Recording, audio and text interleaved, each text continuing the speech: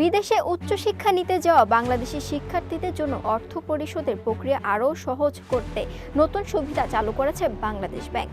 এখন থেকে নির্ধারিত ডেবিট ক্রেডিট কার্ডের মাধ্যমে বিদেশি শিক্ষা প্রতিষ্ঠানে টিউশন ফি পরিশোধ করা যাবে।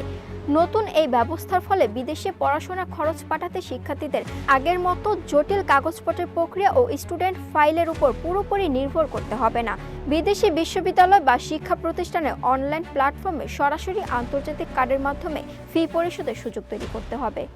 বাংলাদেশ ব্যাংকের নির্দেশনা অনুযায়ী অনুমোদিত ডিলার ব্যাংকগুলো শিক্ষার্থীর নামে অথবা তার শিক্ষার খরচ বহনকারী দায়িত্বপ্রাপ্ত ব্যক্তির নামে এইসব কার্ড ইস্যু করতে পারবে। স্নাতক ও স্নাতকোত্তর ডিগ্রি, ল্যাঙ্গুয়েজ কোর্স, পেশাদার ডিপ্লোমা ও সার্টিফিকেট সহ বিভিন্ন স্বীকৃতি একাডেমিক প্রোগ্রামের ফি পরিশোধের এই সুবিধা ব্যবহার করা যাবে।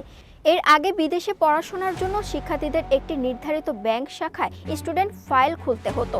এরপর প্রয়োজনীয় ভর্তির কাগজপত্র, শিক্ষাগত সনদ, টিউশন ফি ও অন্যান্য খরচের হিসাব জমা দিয়ে ব্যাংকের মাধ্যমে বিদেশি প্রতিষ্ঠানে টাকা পাঠাতে হতো।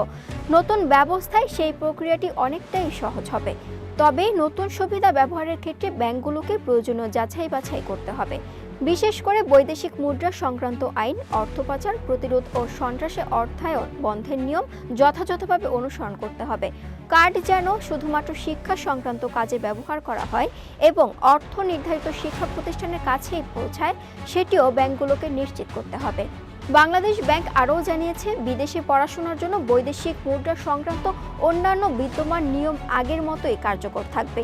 নতুন এই সুবিধার ফলে বিদেশে পড়াশোনার টিউশন ফি পরিশোধে শিক্ষার্থীদের সময়, কাগজপত্র ও ব্যাংকের জটিলতা অনেকটাই কমবে বলে আশা করা হচ্ছে।